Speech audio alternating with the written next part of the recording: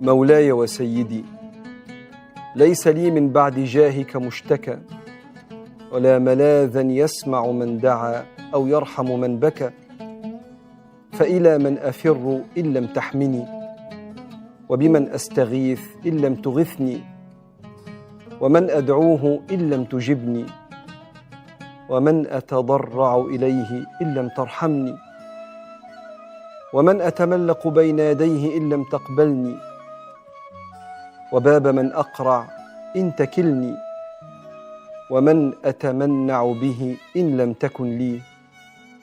فاللهم أعني ولا تعن علي، وانصرني ولا تنصر علي، واهدني ويسر الهدى إلي، وأحسن اللهم عاقبتي في الأمور كلها.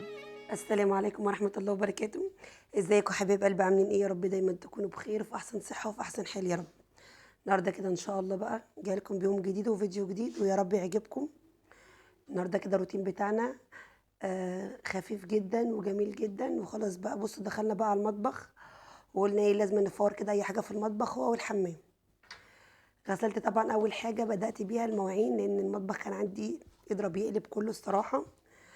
غسلت بقى المواعين كده، غسلت المواعين وصفيتها على الحوض، وقلت ايه ابدا كده بالسيراميك معاكم او الاشاني المعه كده. بس جبت طبق وفيه حبه اريال وحبه كلوروكس وقلت المعه كده بقى. ان شاء الله ما نبدا اي حاجه ما تنسينيش باللايك والشير والسبسكرايب عشان يوصلك مني ايه كل جديد.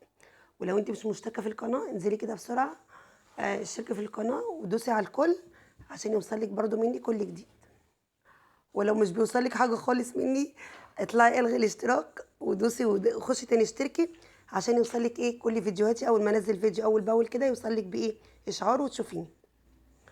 يلا كده بقى نسمي بسم الله الرحمن الرحيم ونصلي على رسول ونشوف كده ايه هنبدا يومنا ازاي وهنعمل ايه.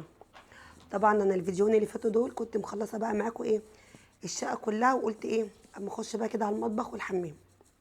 هي ايه يعني مش تنظيفات العيد ديت ولا حاجه، بس ايه هي حاجات بسيطه كده بتسهل عليا برضو تنظيفات العيد. زي ما قلت لكم كده انا كنت مخلصه خلاص الشقه، كل اللي معاه حاجه بقى بره كان يحطها لي جوه في المطبخ. مش عارفه اللي يشربوا في كوبايه يحطوها لي في المطبخ، اي حاجه كده يحطوها لي ايه جوه على الرخامه بتاعه المطبخ. فحسيت بقى ان المطبخ بقى خلاص مكركب بقى، قلت لا لازم اخش ايه افوره كده. طبعا بعد ما غسلت المواعين سبتها تتصفى على الحوض وخلاص خلصت الاشاني كله والسيراميك اللي هو السيراميك يعني مسحته. قلت طبعا بقى ايه اصفي ارص الكوبايات واللي اتبقى الحاجات اللي هي ايه اتصفت على الحوض. زي ما انتم شايفين كده رصيت اللي اتبقى ورصيت الكوبايات. وكان عندي بقى الرف اللي تحت خالص ده كانوا عيالي ما شاء الله عليهم بقى مبهدلينه، اللي يجيب كوبايه من فوق ما يعرفش يحطها يقوم حاططها لي في الرف اللي تحت من المطبقيه. فرحت نضفته كده ورصيته وشلت المروحه زي ما انتم شايفين دي كانت كلها تراب. وشلتها كده غسلتها. غسلت الاول حاجه الشبكه بتاعتها دي وسبتها تتصفى. وبعد كده بقى ايه جبت هي فوطه وبدات ان انا ايه قلت همسح الريش كده اهوت عشان برده كان فيها تراب وكده.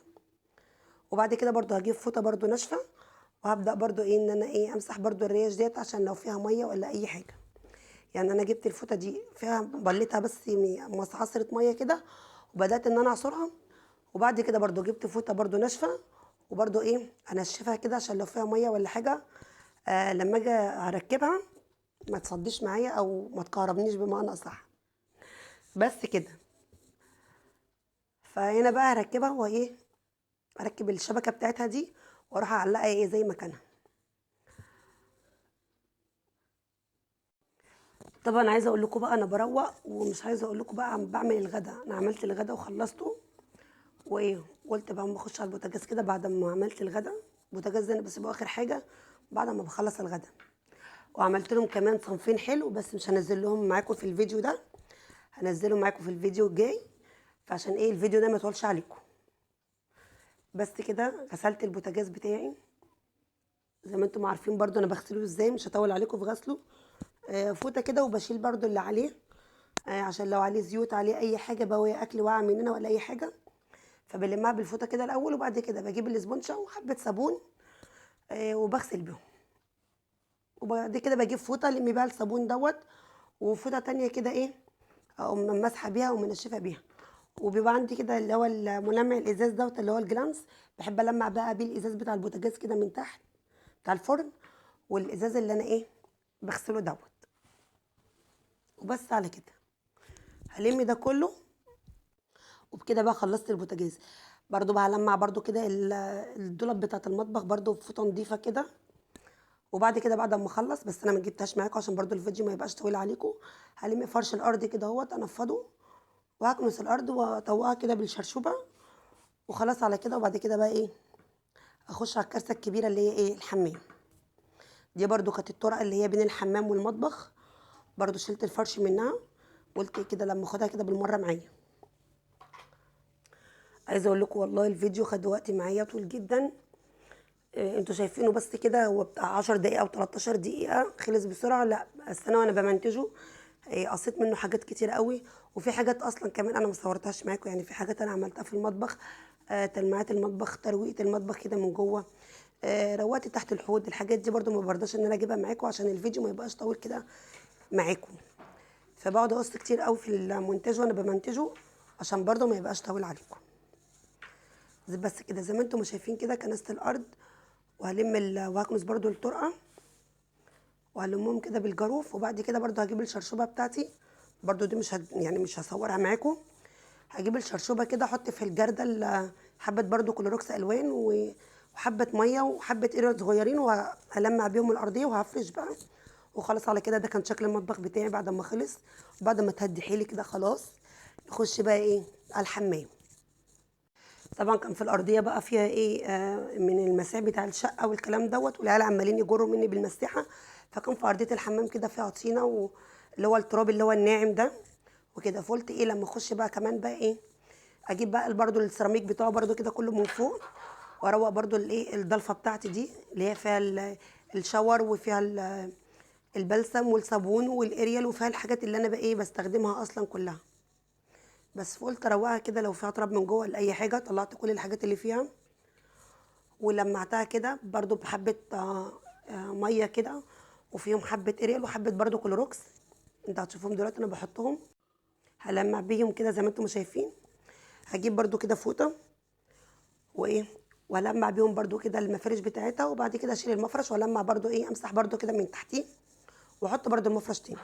هي كده كده المفارش عندي نضيفه ما فيهاش اي حاجه، لان ما فيش حاجه اصلا من يعني واقعه ولا اي حاجه، هي بس ايه كركبه كانت في الضلفه وخلاص. اللي بيجيب الحاجه مش بيحطها ايه تاني مكانها، لا بيرمي وخلاص. بس فانا همسحها كده اهوت زي ما انتم شايفين. وبعد كده بقى هرجع ارص الحاجات تاني فيها وخلاص على كده.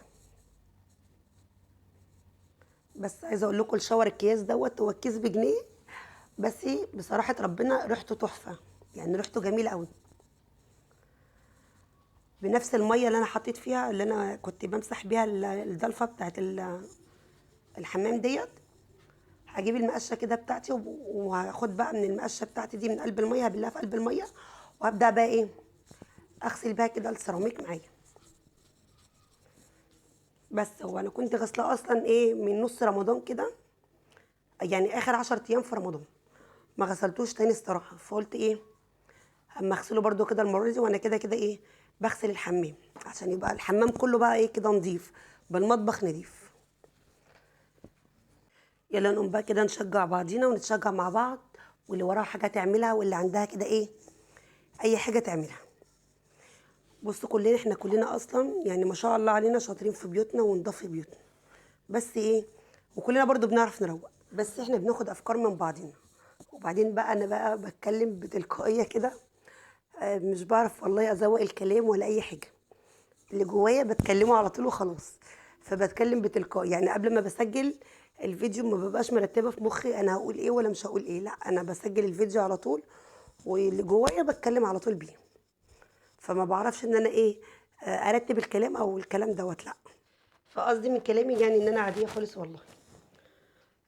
يا رب كده قناتي تكون عاجباكم وفيديوهاتي كده تكون عاجباكم وتكونوا بتستفادوا منها باي حاجه، حتى لو حاجه صغيره. تكوني يعني اللي بيتفرج عليا يكون حتى لو اتفرج عليا حتى لو ما كملش الفيديو لغايه الاخر يكون حتى استفاد مني بحاجه صغيره خالص. بيبسطني بقى كمان التعليقات بتاعتكم الجميله. ببقى مبسوطه قوي لما بلاقي كده تعليق بيشجعني الصراحه. ببقى مبسوطه قوي كده وانتوا كاتبينهولي. بحب اقراه مره واثنين وثلاثه الصراحه يعني. ولو انت كده بتتفرجي عليا برضو، اكتبي لي انت بتشوفيني منين، من خارج مصر ولا من داخل مصر.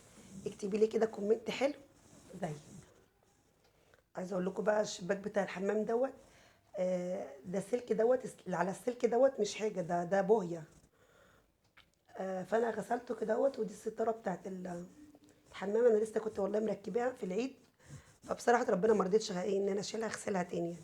قلت خليها بقى ايه، قبل العيد كده ابقى اغسلها ان شاء الله. القاروره اللي انا مالياها في الحمام دي مش اللي احنا بنشرب منها، لا. القاروره دي انا مالياها كده عشان ايه، بحطها في الحمام.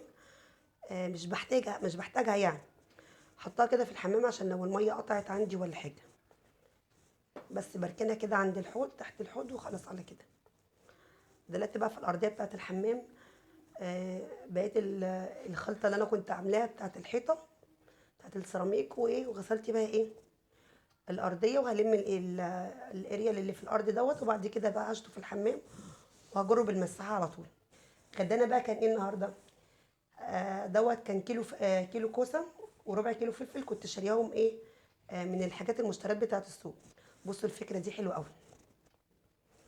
تحطي كده كيس في قلب الطبق بتاعك اللي انت هتقوري فيه، سواء بتنجان، كوسه، اي حاجه بقى، او بتنضفي خضار، اي حاجه. يا دوبك بصوا تخلصوا كده التقوير اللي انتوا بتقوروه، او تنظيف الخضار، او اي حاجه. وتشيلوا الكيس كده كله، ترموه في قلب السله. بصوا هينضف لكم بقى الرخامه بتاعت المطبخ، والطبق ذات نفسه كمان اللي انتوا بتقوروا فيه.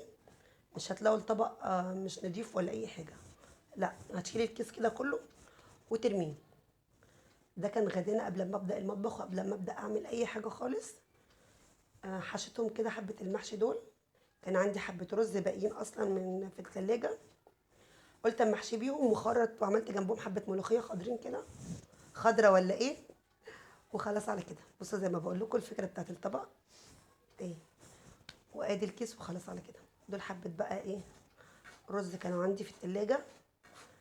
قلت اما احشيهم بقى كده، كيلو كوسه وربع كيلو فلفل. قلت احشيهم كده بيهم جنب حبه ملوخيه خضره. وكان عندي حبه شوربه بتاعت لحمه في التلاجة برضو، سقيتهم بيها. ما عملناش لا فراخ ولا لحمه الصراحه. وخلاص على كده. وده كان غدانا. وده كان الفيديو بقى بتاعنا النهارده. يا رب كده بقى الفيديو بتاعي يكون عجبكم، والروتين بتاعي بقى كده يكون عجبكم، ويكون خفيف على قلوبكم، واكون انا خفيفه كمان مع الروتين بتاعي على قلوبكم. بصوا بقى الملوخيه.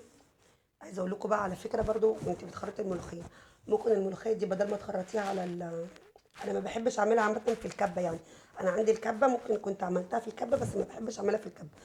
بحس ان المخرطه كده بتبقى جميله في الملوخيه. هقول لك انا بقى، ممكن تخرطي الملوخيه بدل ما تبهدلي كده الصينيه بتاعتك زيي. ممكن تجيبي كيس، يعني كيسين كده اللي هم بتوع السندوتشات دول، وتحطي الملوخيه في قلبهم، وتخرطي الملوخيه عليها.